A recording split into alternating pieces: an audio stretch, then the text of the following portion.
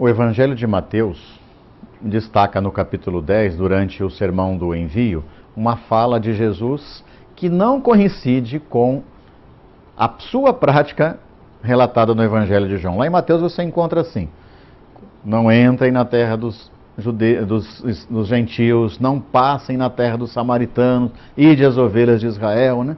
Os discípulos são enviados para não entrar na Samaria. Por quê? Mateus reflete ainda resquícios de atritos entre judeus e samaritanos. O Evangelho de João não nega estes problemas, mas acolhe desde muito cedo pessoas samaritanas na produção do próprio texto e na comunidade. E um dos textos que é prova disso é o capítulo 4, onde a gente encontra a seguinte frase: muitos samaritanos acreditaram nele por causa da palavra da mulher que dava testemunho. Ela é a missionária, ela é a apóstola entre o seu próprio povo, os samaritanos. Lembrando, Evangelho de João é finalizado em Éfeso, destacado aí para você.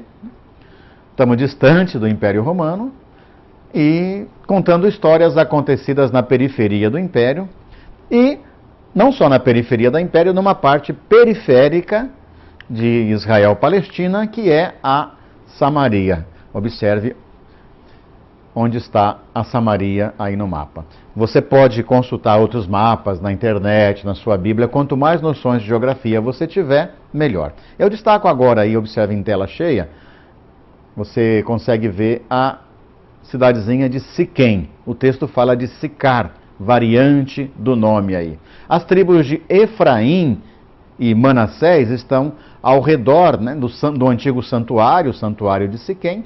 Um pouquinho mais ao sul tínhamos o santuário de Betel. Então Betel, Siquém, bem ao norte, Dan, foram santuários muito antigos do povo judeu-palestino, discriminados por Jerusalém, né, que dizia, não, Deus, Javé, só mora no templo de Jerusalém. Os samaritanos construíram um outro santuário no Monte Garizim.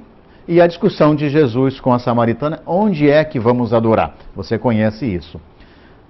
Vocês judeus dizem que temos que adorar a Deus em Jerusalém. Nós costumamos adorar aqui na terra de nossos antepassados. Nosso pai Jacó nos deu este poço, esta terra como herança. Onde adorar?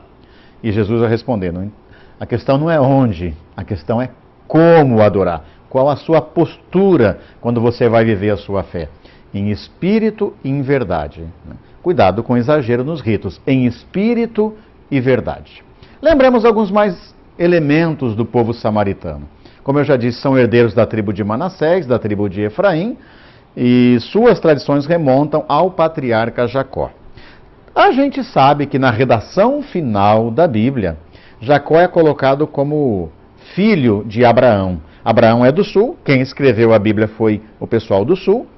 Pode até ser que a gente tenha uma costura. As pesquisas mostram que as tradições ligadas a Jacó, que são ali do centro, Samaria, são até mais antigas que as tradições do patriarca Abraão. Interessante esse detalhe para você, né? De qualquer forma, as tribos de centro e norte foram subjugadas pela dinastia de Davi, rei do sul. Davi e Salomão oprimiram bastante as tribos do norte.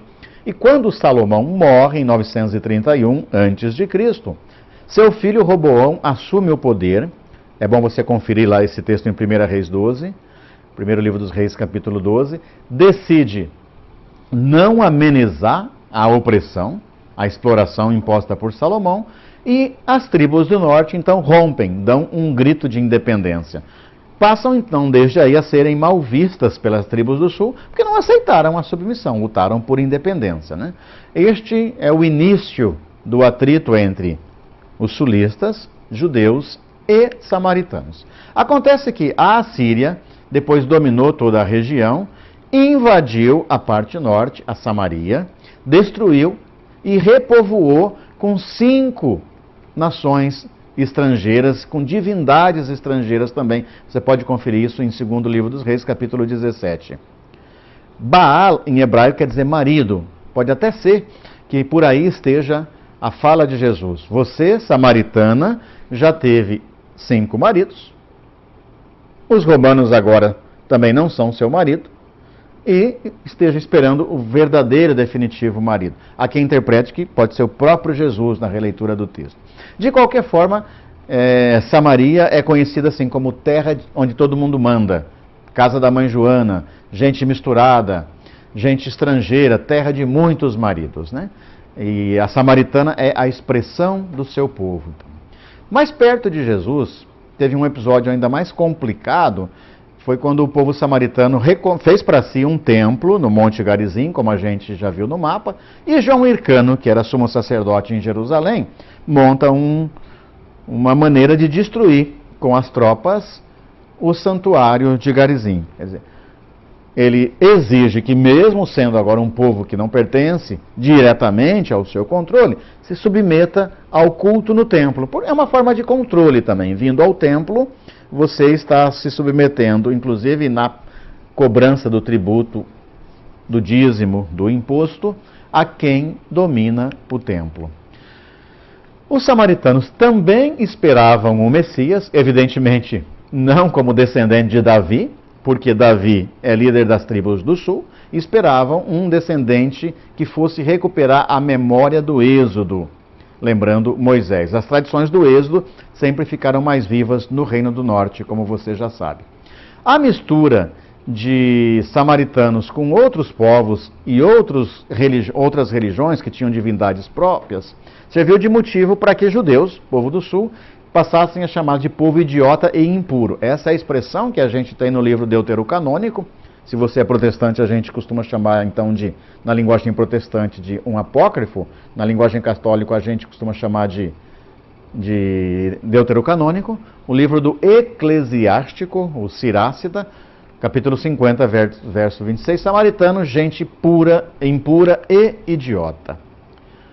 No Evangelho de João, capítulo 8, Jesus é defrontado com as autoridades dos judeus. Não falamos que ele é um samaritano, ele tem um demônio. Então Jesus é acusado de ser samaritano e ter o demônio, né? Tão pejorativa é a maneira com que os judeus tratam os samaritanos. No Evangelho de Lucas, os samaritanos são os primeiros a ser evangelizados. Confere lá no versículo 8. Pois bem, vamos observar aí em tela cheia uma proposta de estudo do capítulo. A gente sugere que você leia o texto com calma e vá fazendo estas pausas. Dos versos 1 a 3 a gente tem a transição com o bloco anterior. Depois, a partir do versículo 4, a gente tem a chegada de Jesus a Samaria, onde ele se senta junto à fonte ali com sede. Se Jesus chega a Samaria, no final do capítulo, versos 46 em diante, Jesus deixa a Samaria. Agora, um segundo bloco. Uma mulher samaritana chega para buscar água no poço de Jacó, tem a discussão da água e do Espírito. E no último bloco, ou no penúltimo bloco, versos 39 a 42, a gente tem a conversa de Jesus. Já teve um pouquinho antes a conversa da colheita, e a colheita aqui é a samaritana colhendo os seguidores e seguidoras de Jesus pelo seu testemunho, né? Textos falando de água e de colheita. Temos uma discussão sobre o culto dos antepassados, qual é o verdadeiro culto, né? Onde devemos adorar, e a proximidade da colheita. O bloco do meio tem um detalhe interessante. A mulher deixa o seu cântaro e vai anunciar. Nós estamos mais ou menos no meio do texto. Quando os discípulos chegam e ficam escandalizados pelo fato de Jesus estar conversando com uma mulher. Ela vai e anuncia aos seus. E muitos acreditam. Pode ser, os judeus gostam muito de escrever em estrutura de sanduíche, como a gente chama, a estrutura quiástica, que o anúncio da mulher, mais ou menos no centro do texto, seja uma das preocupações do autor, ou da redação final do Evangelho, que é colocar o testemunho dela. Evidentemente, Jesus e a samaritana vivem uma experiência muito bonita de troca. Onde ele tem sede, ele chega e Jesus não está encenando, caminhou a manhã inteira, precisa de água. E ela precisa também de água. Ambos podem se ajudar. Releia o texto com atenção Dê uma pausa e reflita sobre isso.